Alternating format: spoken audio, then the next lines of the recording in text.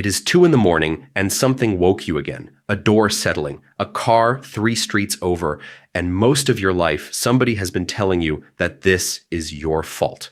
You sleep too lightly. You worry too much. You should try harder to relax. Nobody else in this house heard what you heard. That is the part that makes it feel like a character flaw instead of a measurement. So let me start with the measurement. There is a rhythm your brain makes while you sleep. It lasts about a second. It shows up on a recording as a small burst, somewhere between 11 and 15 cycles per second. And the people who study it call it a spindle. Everybody makes them, but the rate you make them at belongs to you, and it holds steady from one night to the next. A team out of Harvard put healthy sleepers in a lab for 3 nights. The first night was quiet, and it was there only to measure them. Then for 2 nights, they piped in the sounds of a real hospital and a real city street. Traffic, a toilet flushing, a telephone, somebody talking in a corridor, and the sleepers who had produced more spindles on that quiet night slept through more of it.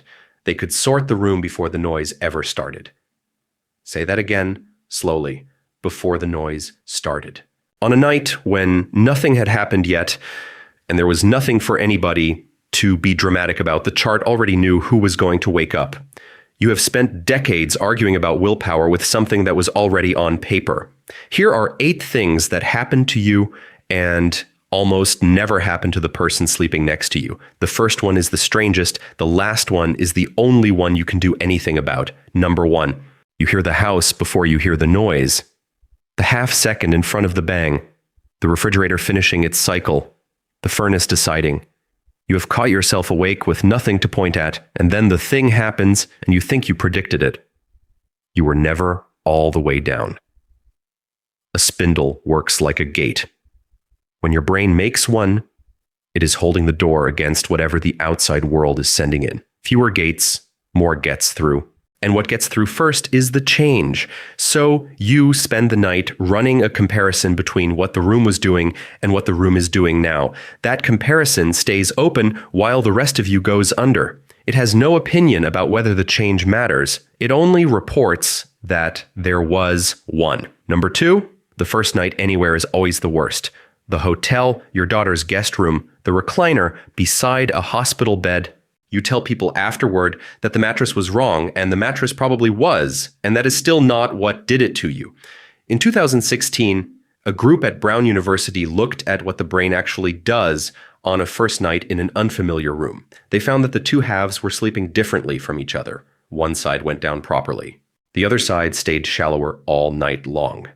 And the shallower side was the one that answered when something odd happened in the room. It reacted faster. It pulled you up more often. They called it a night watch.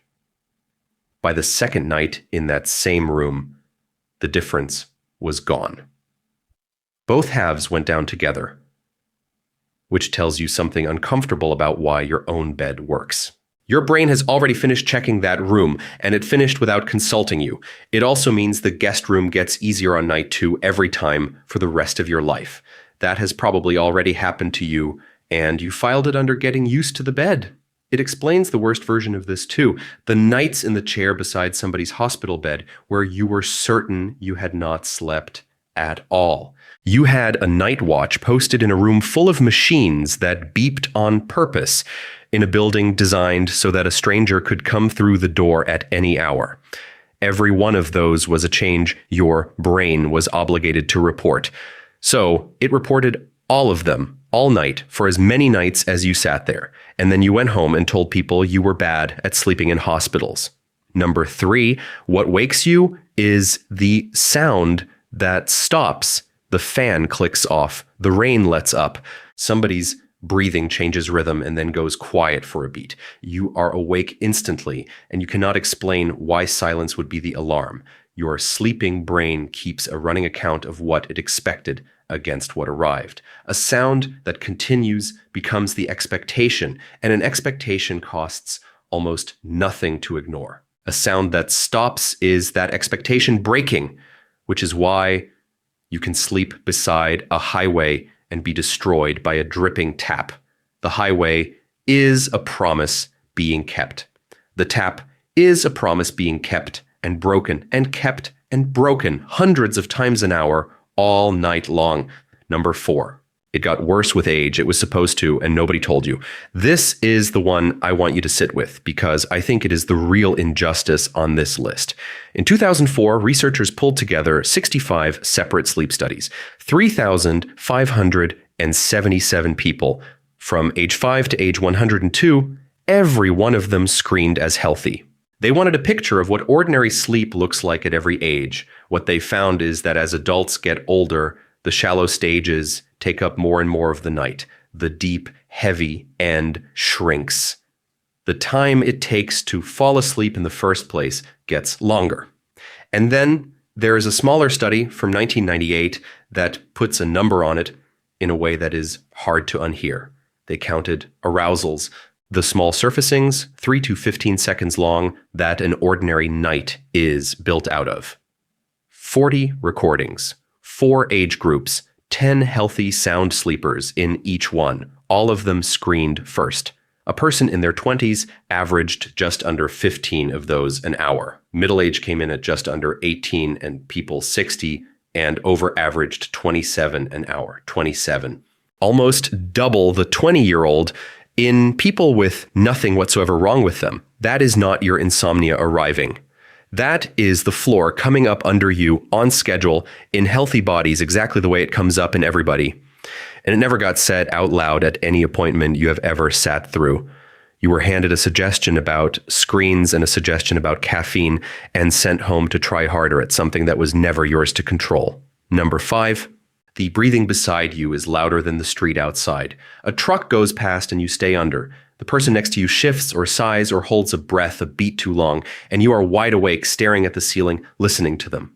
The truck is louder by any measure you could take. The truck is also far away, and the truck is nobody. What your sleeping brain sorts for is meaning. A body in your bed is the most meaningful sound in the room because for most of the years you have been alive, something in you was assigned to a body breathing nearby. A child down the hall who had a cough.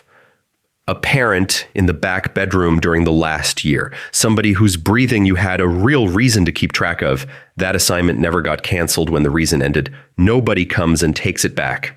It keeps running on whoever is closest, decades after the child moved out and the parent was buried, which is why this particular one is so hard to talk about at breakfast. It sounds like anxiety. It reads on the outside like you are being watchful for no reason. There was a reason. It ended years ago, and the part of you that was doing the listening never got told. Number 6, earplugs help less than they should. You bought the good ones. You did the sound machine and the fan and the app with the rain on it. Some of it took an edge off. None of it gave you the night that other people describe having. The product is doing its job. The waking up is happening on your side of the ear. The gate is the thing that is thin, and blocking the street does not thicken the gate. It only removes one of the many things the gate was letting through. The furnace is still in the basement. The house is still settling on its frame. Your own body is still in the bed with you, and once you take the street away, your own body becomes the loudest thing in the room. Your heartbeat, a joint, the swallow you would never have noticed over traffic. Some people say the sound machine made things worse. That tracks. You handed a comparison engine one more steady thing to notice the instant it changes. Number 7, 2 people hear the same sound and only one of them wakes up. This is the one that ends arguments in a marriage. You describe the noise at breakfast and the other person looks at you like you invented it. They were lying right there. They heard nothing at all. So, one of you has to be wrong. And it has never once been the person who slept. Neither of you is wrong. Go back to the spindles. Same room, same sound, same night, 2 different rates. And remember when the Harvard group could tell those 2 sleepers apart. On the quiet night, before anything happened. 2 nervous systems running different settings and 40 years of one of them being told they were the difficult one to live with. Number 8, you do not wake up more than everybody else. You stay awake. This is the finding that changes the shape of the whole list, and it comes straight out of that arousal count. 27 surfacings an hour is what a healthy 60-year-old is doing, sound sleepers. People who describe themselves as sleeping straight through the night. They come up dozens of times an hour and they go straight back down, and they never form a memory of any of it. So the surfacing is not what separates your night from theirs. What separates your night is the landing. You come up, the room is dark, there is nothing to do and nowhere to be, and something arrives to fill the space because something always does. The appointment, the call you have not made, the number in the account, and what happens if it has to stretch another 8 years. And now you are not a person who woke up. You are a person who is awake, working at 2 a.m. Watch how fast that happens sometime. There is a gap between the surfacing and the first thought, and it is short, but it is there. Most nights you cross it before you know you are in it. By the time you notice anything, you are already 3 sentences into the appointment, and the noise that started all of this has been over for 2 minutes, and you have stopped thinking about it entirely. Here is why that distinction matters more than anything else on this list. The gate is not up to you. The spindle rate is yours. It is steady, and it was steady long before you had any opinion about it. 15 cycles per second. 1 hemisphere on watch in a strange room, 27 an hour at 60. You do not get a vote on any of that. The minute after you surface is a completely different thing. That minute got built. It got assembled out of thousands of nights where waking up meant the night was ruined until your body learned to treat the surfacing itself as an emergency, because that is what you spent 30 years teaching it, which means the advice has been aimed at the wrong half of the problem for your entire adult life. Every tip you have ever been handed was pointed at the surfacing. The surfacing is architecture. 65 studies, 40 recordings, and a rhythm in your thalamus all say so. The staying is a habit with a very long history behind it. That is 30 years of practice, which is a lot to work against. People do work against it. So the next time it happens, and it is going to happen, see if you can catch which half you are in. You surfaced. That is the machinery. The machinery is working correctly, and it has been working correctly your entire life inside a body that was built to keep somebody safe. Whether you stay is the only part of this that was ever a question. And you have been answering that question alone in the dark for 40 years without anyone ever telling you there were 2 questions. There is one more thing that happens to light sleepers, and it did not fit on this list because it is not a struggle at all. It is the thing this whole arrangement was built for in the first place. That is where we go next.